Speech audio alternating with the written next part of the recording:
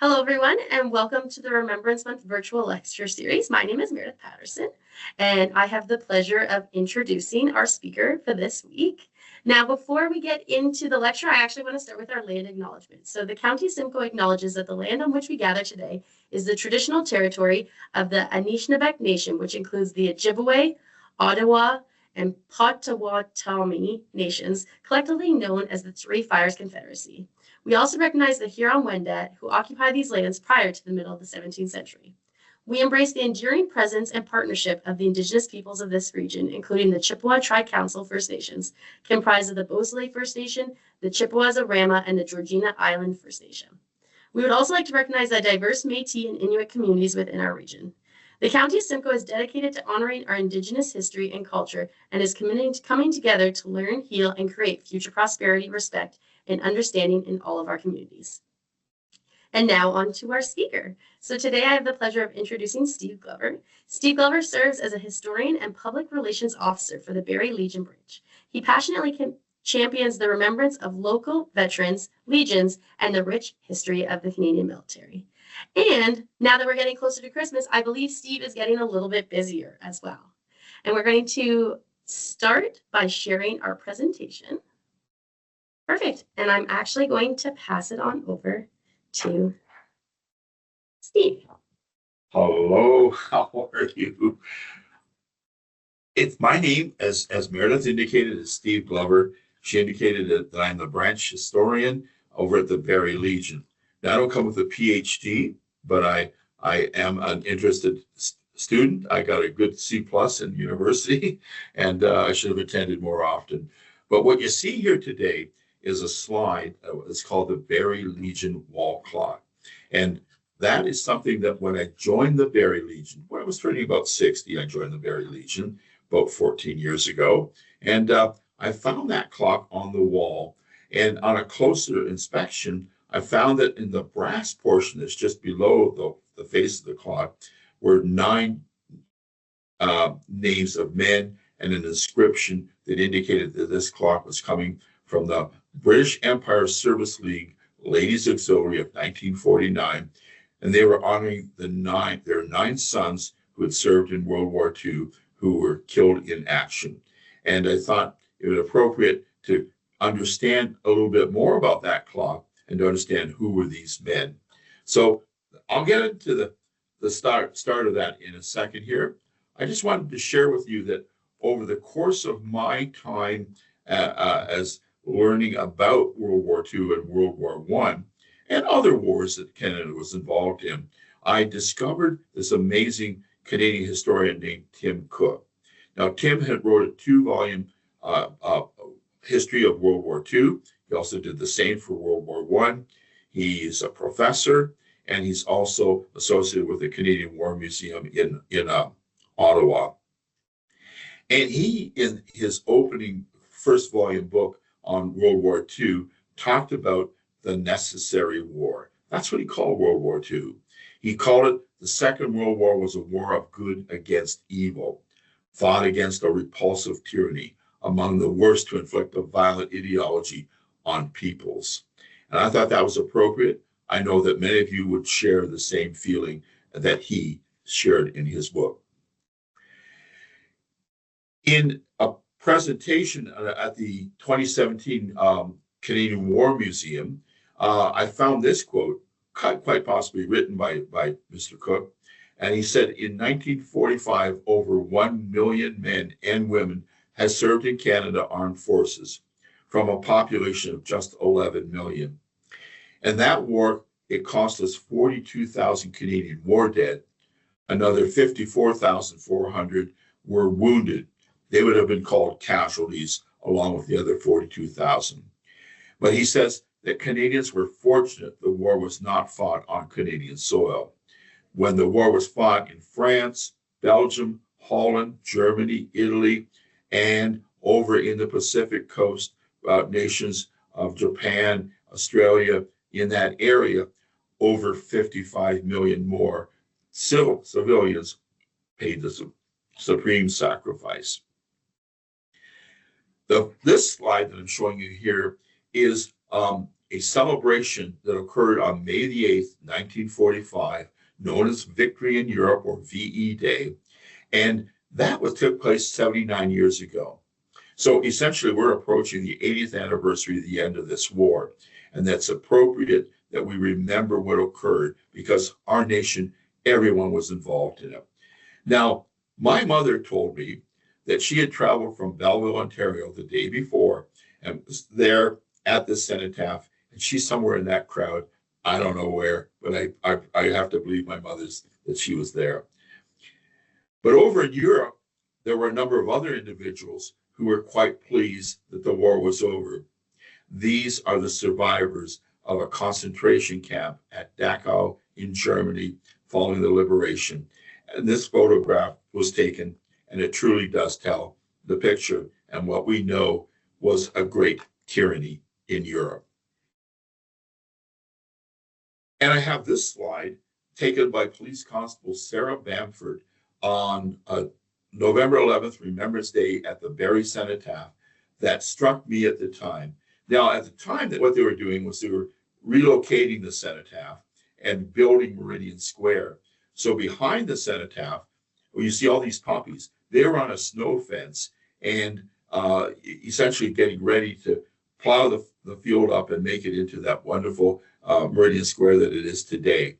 But she caught the clouds in such a surreal fashion that I thought was appropriate. And she said, yes, Steve, you can use this in your presentations. Amazing photograph. Back to the clock. So there it is, hanging on the wall of the current Barrie Legion. And although you can't see the names in the brass plate, on this slide, you see that I've recorded the names of these 9 sons of the British Empire Service League Ladies Auxiliary. They are Eric Buchanan, age 32, Dalton Corbett, age 29, Leonard Gosney, 21, Eldred Haddon, 19, Norman Hooper, old man at 32, George Jones, 21, Charlton Lindsay at 19, Royal Smith at age 20, and Norman Wines at age 20. Below on that slide, you see their regimental number and information about the date that they were killed, at least the date that they were missing in action or killed. And these records for these individuals are now online with the Library and Archives Canada because all the World War II service records of the war dead are online now, if you wish to go to that site. The clock first hung in the Barrie Legion that was located at 26 Owen Street. And you'll see the photo on the right-hand side of this slide that it shows you the building as it looked then. The facade is a little bit different today, but certainly 26 Owen Street still exists. Over the course of the history of the Barrie Legion, it now is located at 410 St. Vincent Street, and this is named after Bill Little, who served in World War I and served as a medical doctor in World War II for the local Grey and Simcoe Foresters Regiment. Notice that we have a great image of him in World War I on the left-hand side, courtesy of Extreme Imaging, a local company here in Barrie, who allowed me to present them with this photograph, and they created this wonderful art. You can see in the same slide the wall clock, and you can see down below what we traditionally have been known to do at the Barrie Legion, and that is take part in the parades and ceremonies on Remembrance Day. Back to a quote from Colonel Stacy, who was charged with writing the official history of World War II for the Canadian government. And here he talks about a people committed to the war effort. He says, no one who knew the Canadian Army of 1939 to 45, can doubt that it owed much of its effectiveness to the fact that it was Canadian, and to a country only too conscious of its internal divisions at that time. At that time, the French and English was an issue in terms of acceptance of French across the country. And although many served out of Quebec and out of the French communities in Canada, All of them and all of Canada throughout the provinces thought of themselves as Canadians, not from a particular province or a local community. And so an important ingredient was that the war brought not only the military together, but a nation together. And here's a slide that talks about what was happening. Once the first division went over in 1940, and then as Germany was now taking Belgium, Holland, and France into its conquered territories, it was the call went out and said, we need more men. And across these Canadian infantry divisions, the second Canadian Infantry Division went over in September of 40, and in 41, the 3rd, then the 4th and the 5th Armored Divisions, they all arrive in England. They can't go to the continent at this point because the continent is occupied and is well defended. Now, the photo that you see here is a group of men from Petawawa, Camp Petawawa, north of Ottawa, and they're doing a march to raise interest in getting others to enlist, and the town is Smith Falls. And again, to honor my dad is one of those men marching through the streets of Smith Falls that day. And I certainly am glad to have that photo in the family. But Canada did answer the call and the requirements that were out there. And by virtue of looking after the convoys that needed to go over and keep England fed, keep Great Britain fed, because Great Britain, they had limited ability to grow the necessary vegetables and fruits and livestock that they needed. And so Canada became the food basket for Great Britain. And also, the merchant ships that were built in Canada performed the duties of getting these goods, these men that were serving as well across the Atlantic, and they had the responsibility of getting them all the way to England. We're fortunate to have a great Canadian historian, Ted Barris, who did share with us in his book, The Battle of the Atlantic. And he spoke here at the Barrie Legion just a year ago about the Battle of the Atlantic, and last year, or just a couple of months ago, about the Battle of Britain in terms of the RCAF and their involvement there. So a great photo from the Library and Archives Canada. But one of the biggest things that Canada got involved with was on our soil was the creation of the British Commonwealth Air Training Program. It was an agreement with the governments of England and France and other nations of that where, like Norway that had been conquered, France, Belgium, etc., Poland, to take their people who were interested in learning how to fly and how to fight and bring them over to Canada so they could learn their trade.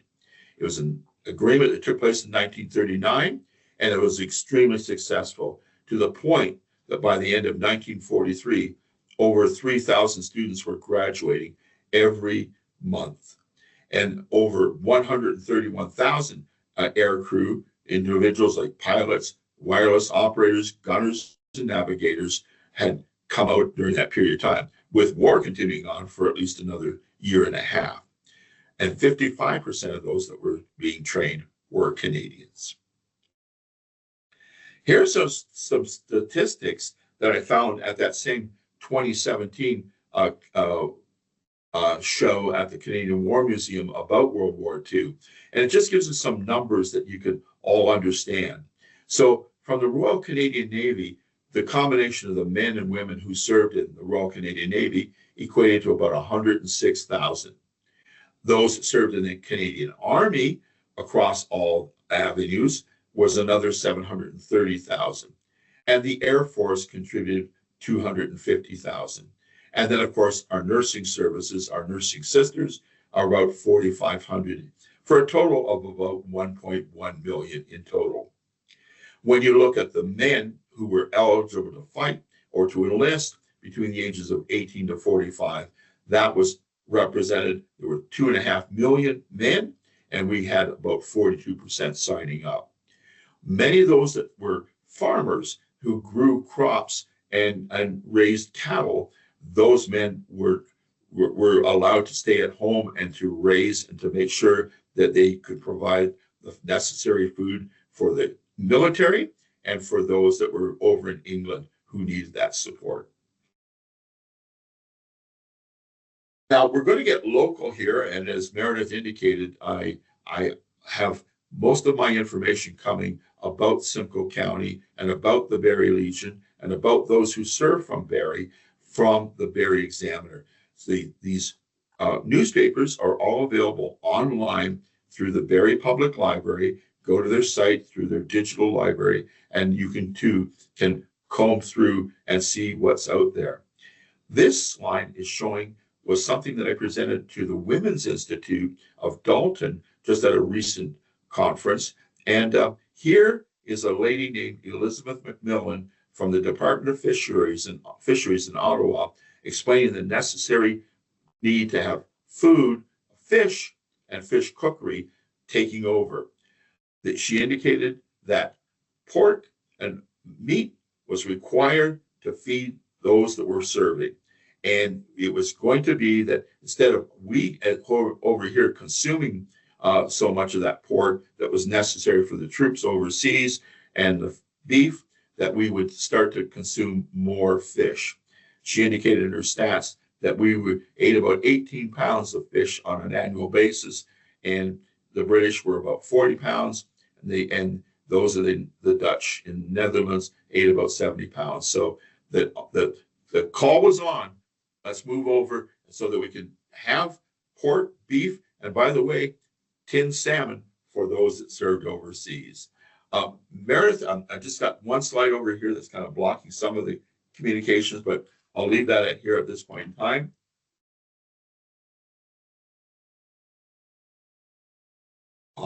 Thank you, my friend. All right, continuing on.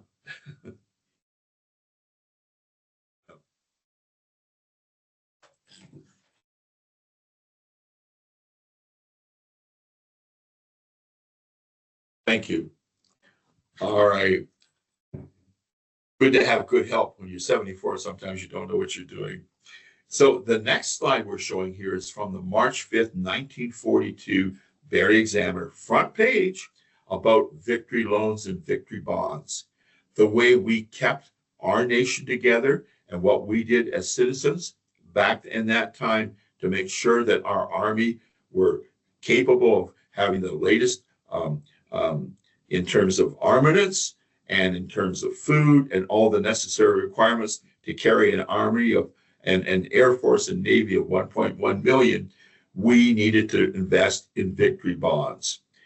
Here we see that things weren't going so well in March 5, 1942 in terms of meeting our objectives. In fact, the mayor of Barrie at that time did some plain speaking regarding Barrie's efforts or lack of effort in the current victory loan drive. And he kind of tried to shame Barrie by saying, hey, I'm afraid we're being badly shown up by Collingwood and Aurelia. He says that I don't think anyone can feel that this is a very credible showing. Well, it worked. And 2 weeks later, on March 12th, we see that Barrie met their objective. They exceeded their objective of $420,000 by another $24,000. And they, along with these other communities known as Simcoe West, met the objective, and the totals were $1,593,000 for a total of almost 110% of their objective. And another slide to showing as the war was ending, in fact, actually had ended in Europe, but was continuing in the Pacific, that the 8th Victory Loan Program for Southwest Simcoe County was continuing, and they had exceeded their $3.8 million target in their 8th Victory Loan. An important ingredient. Now we look at the statistics at the end of the war, and we've already seen a slide that did indicate that over 42,000 paid the supreme sacrifice. We showed those that are numbered, those were killed in battle, those that were killed in non-battle situations, and of course, those that were wounded, which was another 54,000 people. The statistics come from the Department of National Defense.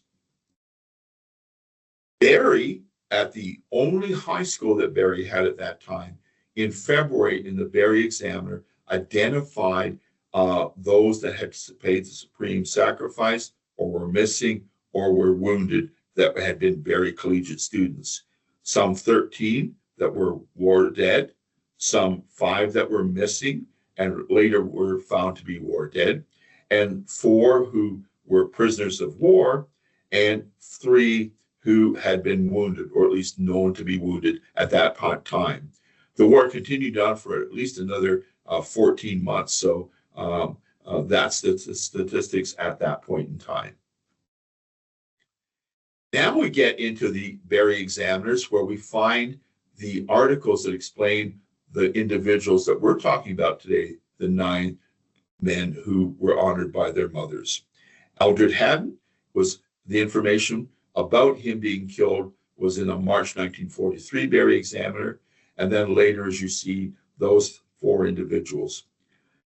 There's the 5 other individuals in the next slide over as the war progressed from the early days.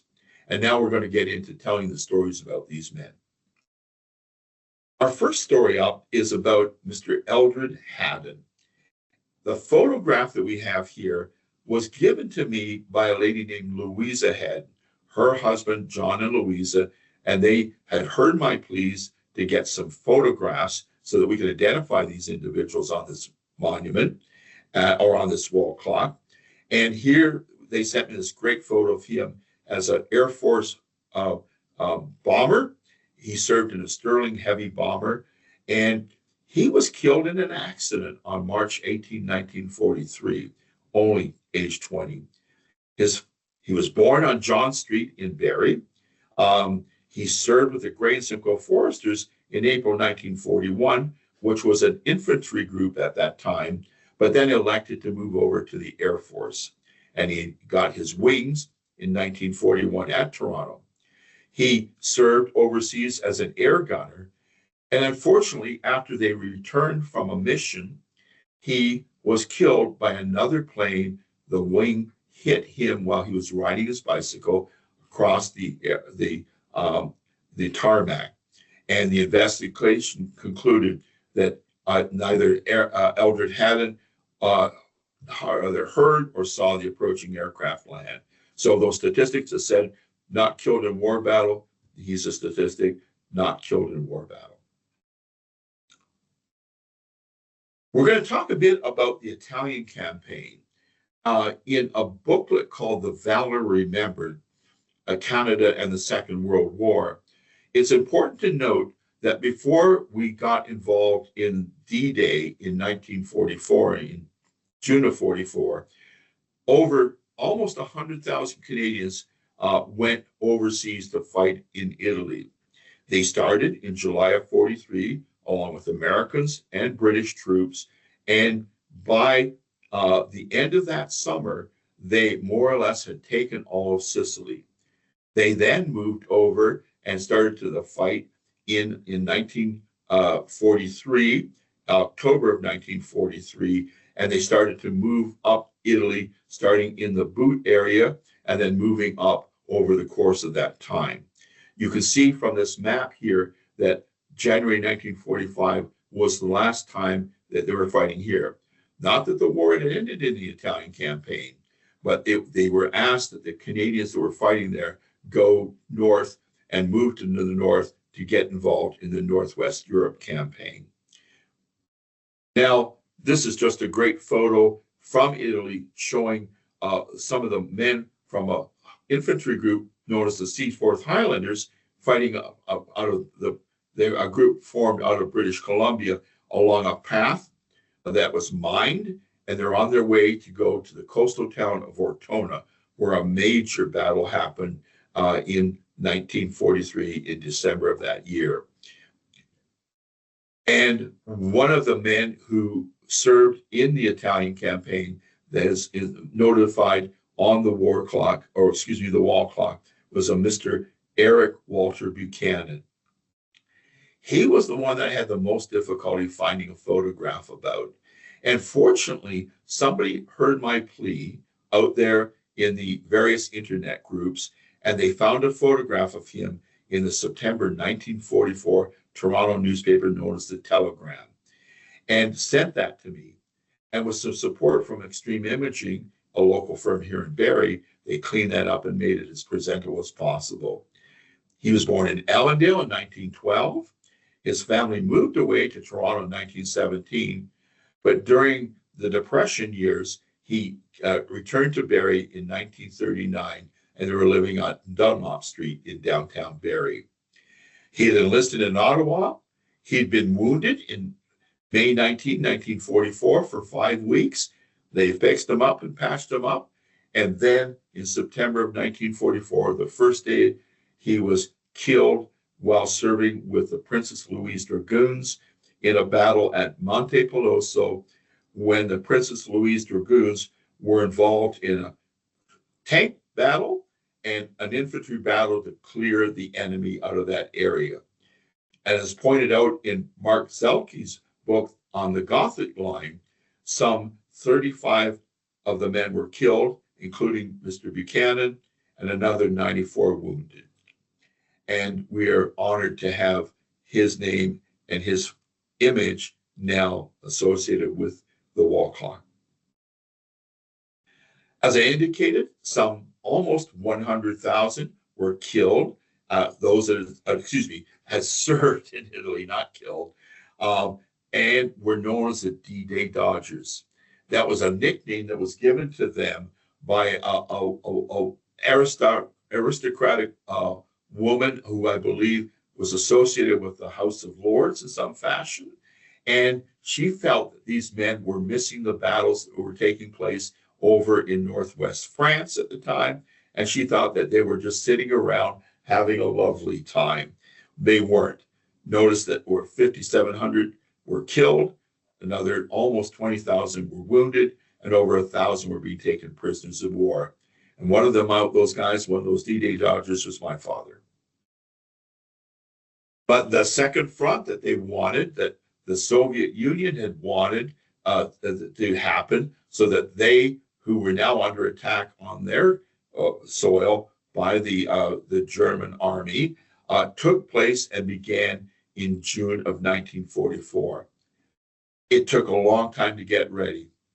This map shows the campaign as it began out on the coast of Normandy in Western France on June of 1944, and as it traversed across, with the Canadians with the solid blue line taking those areas from 1944 to 1945. And in his book, titled No Price Too High, Canadian historian Terry Kopp, in his book on page 210 to be exact, explained the importance of the RCAF in this effort.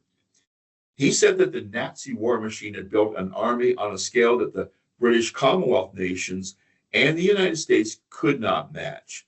He said if the Allies were to carry the war to Germany before 1945, only their air forces could do it, and they did.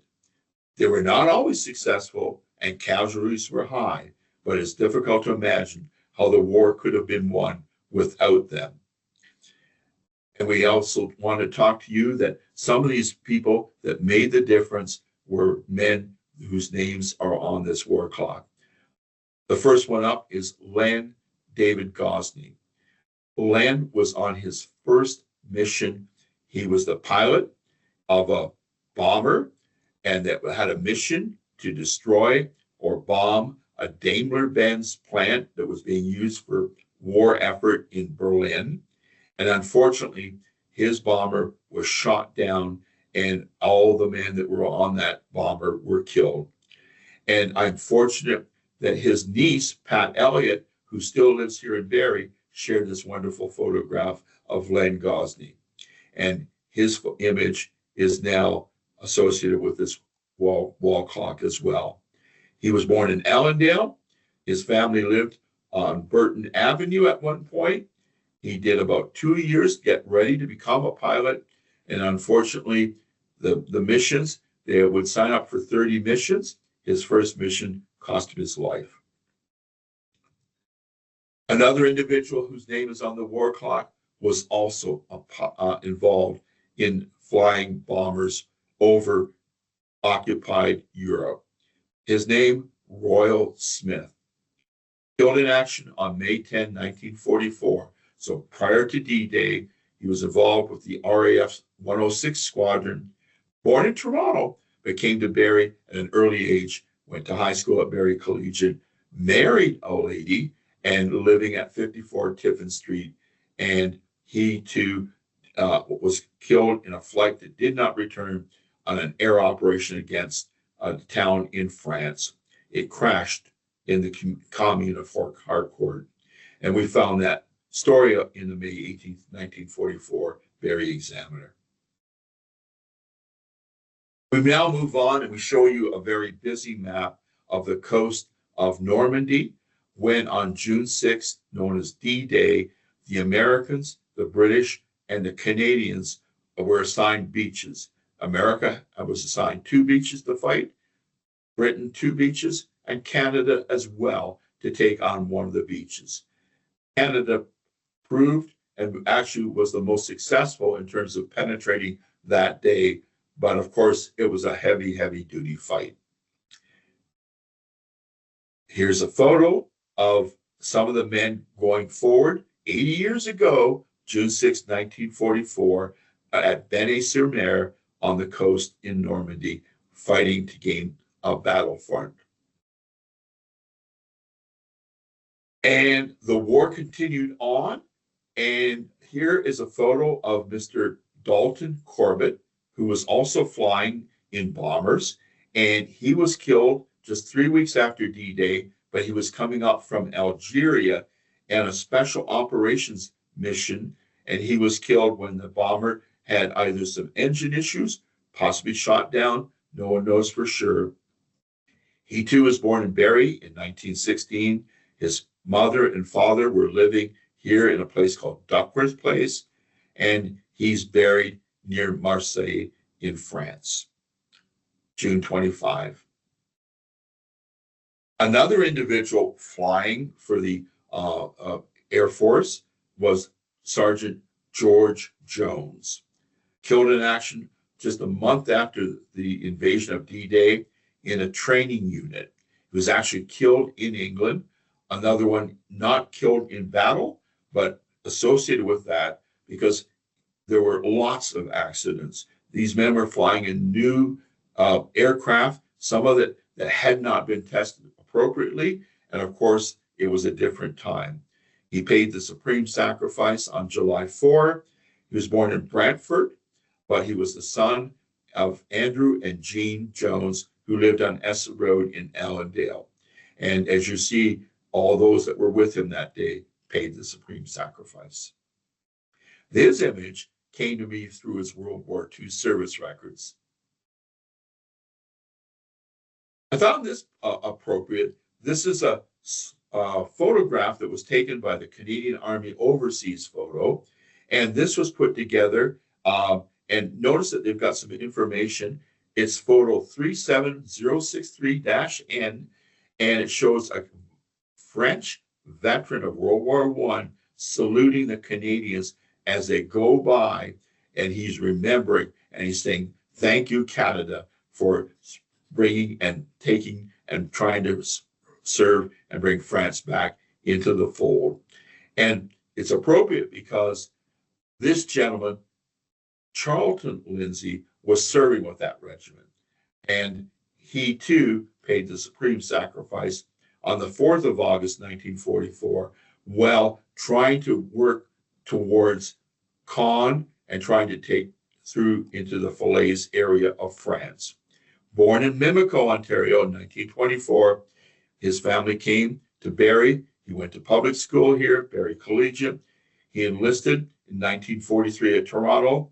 He married, and his wife and a very young child, Charlton Lindsay, were living at 20 Grove Street in Barrie. His name and now his photo are associated with the Barrie Legion wall clock. Another photo, and by the way, I should tell you that these photos were given to me by a lady from Oro-Medonte, or I believe Midhurst area. Her name was Sue Stanberry.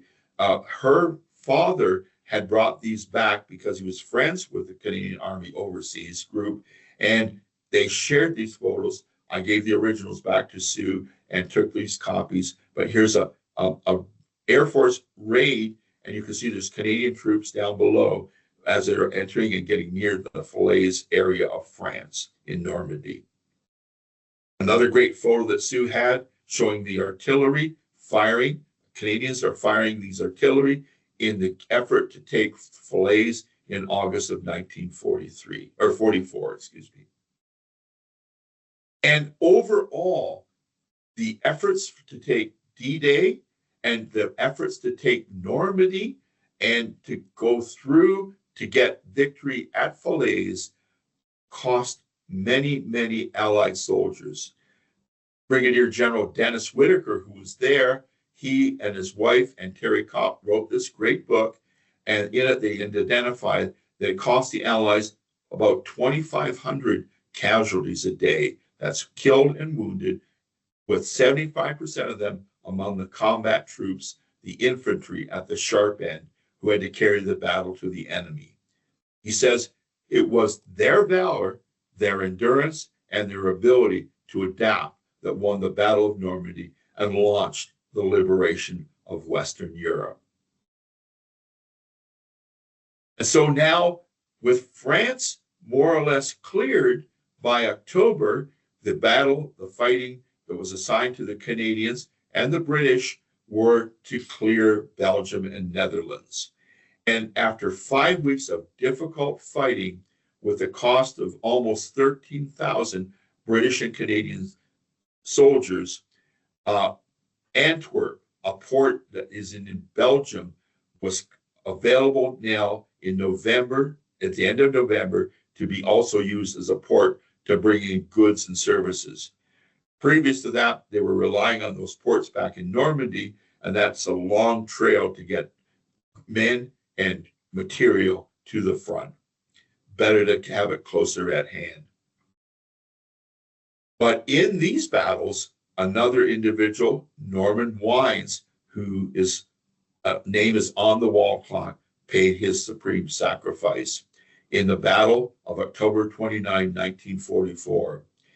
He was born in Simcoe County in Edgar, Ontario, near Orillia. His parents were living at 144 Essa Road during the war. He originally enlisted the Royal Canadian Artillery, but he was put on the reserve for infantry fighting in August of 44.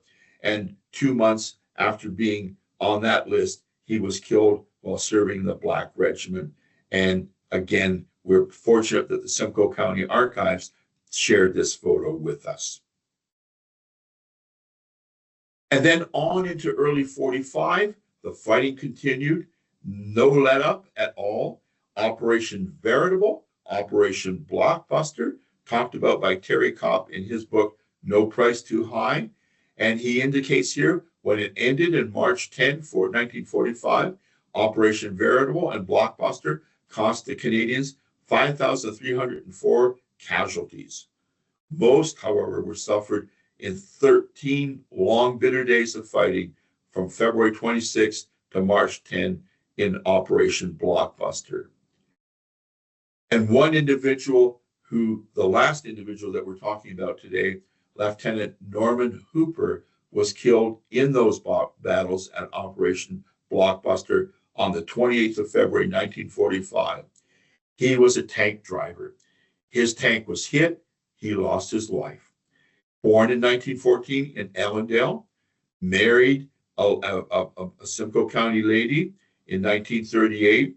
He originally enlisted with the infantry of the Grey and Simcoe Foresters, but because they did not go overseas in 1940, he got trained on how to fight with tanks. And when the Grey and Simcoe Foresters went overseas, they were not allowed to stay as a unit. So he was transferred over to the Fort Garry Horse. And as indicated here, he was killed in Operation Blockbuster while serving with the Army at that time. his wife, Marion, his son, John Norman, just born in December of 1943, were living at 58 Sanford Street. So here, my friends, the second to last slide that I have in this presentation, you see the wall clock and the 9 individual photographs of the men who are on that wall clock. Sergeant Dalton Corbett, Len Gosney, Norman Wines, Royal Smith, Norman Hooper on the left-hand side, Eldred Haddon, Eric Buchanan, Charlton Lindsay, and George Jones, in memory of the 9 sons of the British Empire Service League Ladies Auxiliary. The wall clock was donated in 1949, just prior to Remembrance Day of that year, and we now have the images as well. But a little story. When this was just created, and it was just created recently, about April, it finally made its way to the Barrie Legion. And I was talking to another individual who had served in the Air Force recently and talking to him about this wall art. And another individual, an elderly man, came over and stood nearby while I was explaining it. And when I took a moment to stop and gave him some eye contact, he pointed at Lieutenant Norman Hooper and indicated, he said, "That's my dad." And after I choked on a tear for a moment or two, I sat down, I talked to him at some length about it. And then he sent me afterwards these 2 amazing photographs. On the one photograph where Norman is lighting up a cigarette, he's at baseboard, and he was a rather large individual, as you can see by him standing by the baby carriage, the only photograph that his son, John Norman, had of his dad in a picture with him. And it's amazing. So this man who never saw his son, or excuse me, saw his son, the poor son never got to know his dad in the way that he'd hoped, but he did provide me with these amazing photographs. I want to thank you so much for allowing me to share this amazing story about the Barrie wall clock, and to show you the images of these mine men. It's 80 years since the war, and since these men paid the supreme sacrifice. Thank you so much. Thank you, Steve, so much for that lovely presentation. I actually have a couple questions for you. So my first question actually has to do with the fact that, was it a coincidence that quite a few of those men were actually from Allendale, or is that just because of the region where those Legion, mothers were coming from? I'm not exactly sure of why, but you can imagine how many ladies auxiliary there were during that time. Not the entire city of Barrie would have been members of the Barrie Legion, but those ladies identified their war dead, and yes, quite a few of them were from the Allendale area. Now, Allendale, as you might know, Meredith, was about the same size as Barrie in and around that time. It was a railway town. It was a railway junction, and perhaps that's what explains it there. I think the population of Barrie in 1940 or 41 was around 11,000. Yeah, that makes sense. Another question I actually had for you was about the locations of where everybody served. It's interesting that a lot of people are being drawn from the same area, but they're serving in different regions overseas. And I was just wondering if you had some more information to clarify why that was happening. Okay. So just to go back historically, in World War I, Canada had what's known as the Canadian Corps, and the federal government of the time insisted that the Canadian Corps always be a unit. They would fight as a unit, and as such, that's what occurred, and they all had the same battle honors through World War I. In World War II, the commanding military of the British felt that they wanted more control over the Canadians. And the Canadian federal government at the time was not as insistent at keeping the Canadians together as a unit. So as such, when they got overseas, and they decided that they needed some men to fight in the Italian campaign, they sent over the 1st Canadian Division and the 5th Armored Division to fight in the Italian campaign. And so those 2 divisions were kept separate. And then the British held control. They felt that if they could integrate them in with the British military, they could do better. And so as such, many of these did not get the kind of the same honors and to fight together as a single unit. And certainly by that point in World War II, you had the Air Force and the Navy playing a more significant role in the fight of World War II. We did not have an Air Force, in World War I. We had an Army and an infantry and an artillery. Did that answer your question? Yes, that does make sense. Yeah. So I had a little anecdote. I did think it was really funny that they 100% used guilt for the victory bonds with Barrie, but obviously guilt works. So they were successful for it. So I thought that was a little interesting. But my final question actually for you is when you were looking into this, is there anything that surprised you researching, the Barrie Legion wall clock? Um, it all surprises me, my friend Meredith. Everything that I learned. It's interesting because I'm not originally from Simcoe County, but because I've chosen to live here and because I'm associated with the Barrie Legion, I felt it important to know as much as I could about those who had served. And through the working up to the 100th anniversary of the end of World War I found that I was sort of completely involved. During the pandemic, one finds that you have to go to digital libraries, online libraries. And I started to learn so much more about those who served from Simcoe County in World War II. And Meredith, because it's the 80th anniversary of World War II, I believe it's important that we all remember those people. So many of us don't even know of anything, stories about our grandfathers, our great grandfathers, our dads in those situations, perhaps even our aunts and uncles and what they did, other than we know that they served. And so it's my hope that through this time, people take and look at the resources that are available at digital libraries and get to know and present the story.